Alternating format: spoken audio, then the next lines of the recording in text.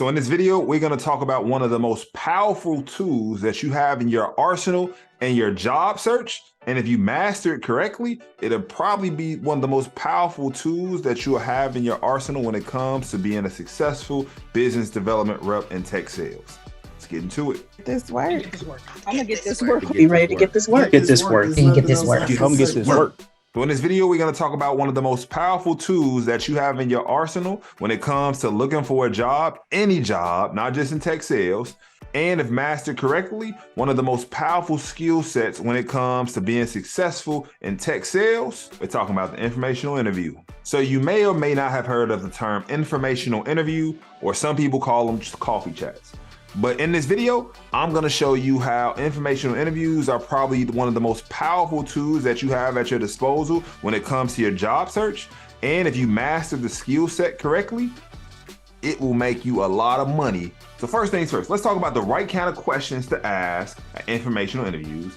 And let's talk about what professionals are looking for when they actually agree to do an informational interview with you. So when most people agree to do an informational interview with you, they want you to be genuinely curious and authentic about getting into the industry and learning about what it takes to be successful.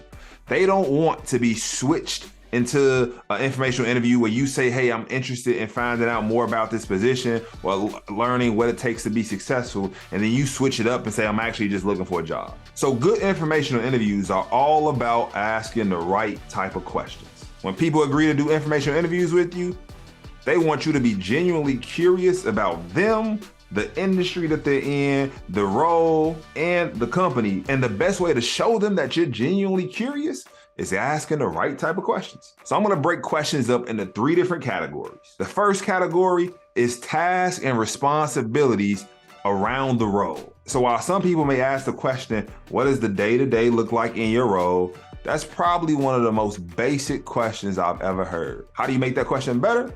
I'd probably ask, what's one of the most rewarding parts of your job? You got to remember, in 2023, the day-to-day of a role, it changes frequently. There are parts about the job that they may not like, parts about my job I don't like. And so asking what the most rewarding part of the role is will not only get them talking with passion about what they love to do, but you'll probably get a more concrete example of something that they're doing that makes them successful. The second question around roles and responsibilities I would probably ask is, how is your performance measured? Everybody gets yearly, quarterly reviews. And so asking about, man, how does your performance measure? And if we want to take it a step better than that, I would probably ask, like, how do you make more money in your role when it comes to performance time? Usually those answers won't be arbitrary. They're very concrete examples that they'll be able to give you on what it takes to make more money and win in the role. Second category of questions I would probably ask is all about the career path. I want to know what the journey looks like, how you've grown, where you were, and where you're going. And so questions around career path I would ask, how did you begin your role? How did you get here? What brought you to this particular career?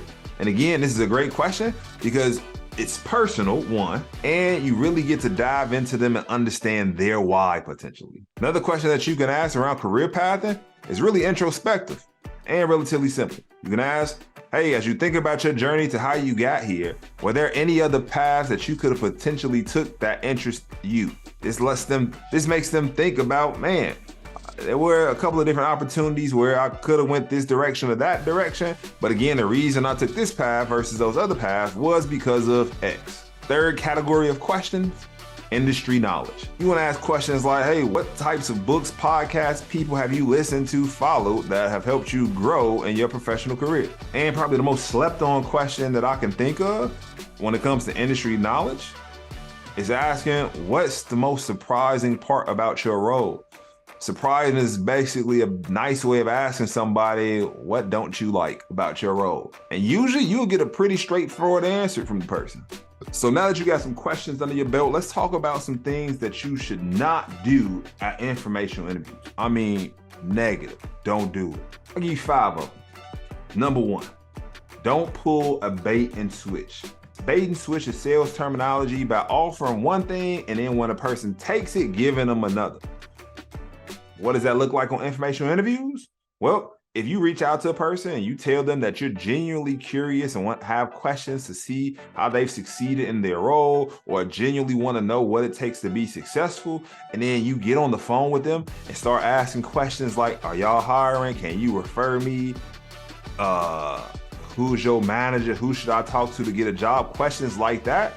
I'm talking about it's the biggest way to blackball your brand.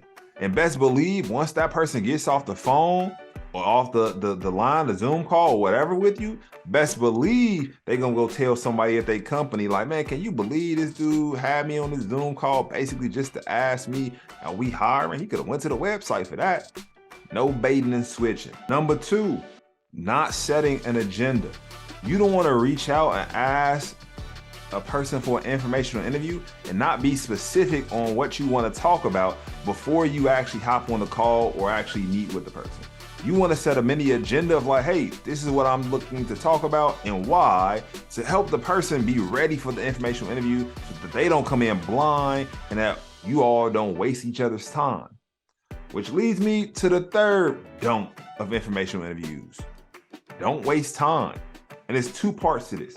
So the first part is that, hey, if you tell a person that you want to speak with them for 15 minutes, and yeah, informational interviews should probably be no longer than 20 minutes. Like this person is blessing you with their time. And so like you want to at most 20 minutes, 15 minutes is an ideal time for informational interview.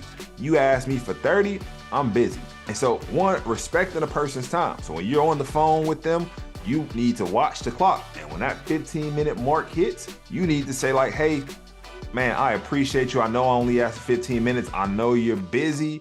And then you let them decide if they want to continue the conversation.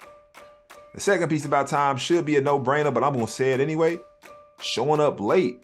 Again, if you schedule an informational interview at 1 o'clock, you need to be on that call at 12:55 to make sure your Zoom works, your audio works, and all the other challenges that could get in your way don't get in your way. Remember, first impressions are everything. This is your first impression with somebody who could potentially vouch for you at the end of the day. Number 4, being too generic and formal. Again, informational interviews aren't real interviews. This is your opportunity to show your personality. Your goal is to not only learn from the person, but actually hopefully get them to kind of like you and see that you're a cool person. You want this person to be thinking about you after you lead this informational interview so that if a role does come up in the future, you're the first person they think of. The 5th deadly sin of informational interviews, not following up and showing gratitude. You're on the phone 15 minutes with a person, they're dropping gems and jewels, and you don't send a quick thank you email. Not even quick, you don't send a very specific thank you email, just recapping what you learned and appreciating and thanking the person for their time. You would never get an informational interview again with that person. And again, like I said, the goal is for that person to hopefully remember you. You want to be as memorable as possible. And so following up with a thank you letter and just recapping what you learned lets the person know that you appreciate them, because you should. So now here's the bonus time. We talked about questions that you should potentially ask during informational interviews. We talked about things that you shouldn't do at informational interviews. I'm gonna drop one more thing on you, the bonus question that you should possibly ask to wrap things up. So at some point, the person that you are interviewing with should know what your goals are, what you plan on doing with this information. Whether you plan on getting into tech sales, getting the promotion, whatever it is, this person should ideally know your goals. And so asking them at the end of the informational interview, hey, you know my goals. Is there anybody else you think I should talk to that would help me to get to that goal? Game changer question. Because then by way of getting your next informational interview, this person is not only probably giving you a name to talk to, but they may in fact make the introduction for you if you ask nicely in the follow-up email. Asking for the informational interview is an art. Here's a template to help get you started. So if you're using LinkedIn or reaching out via email, your subject line needs to be strong. And if somebody referred you, you want to mention the person that referred you. Well, if you're a part of the Rework community, you want to let them know like, hey, you're a part of Rework and that's why you're reaching out. You want to share a little bit about your background, include anything that makes you unique. Again, keeping it short and sweet, complimenting specific things about the person that are potentially relevant. Give the person a reason that you're reaching out to them in particular. I want to know why me, why now? And if you have any relevant skills, briefly drop those in. And at the end of the day, you got to end the email with a clear call to action. Now, this email is a sales email and a little bit on the lengthier side. The shorter, the better. And like I said, gratitude matters.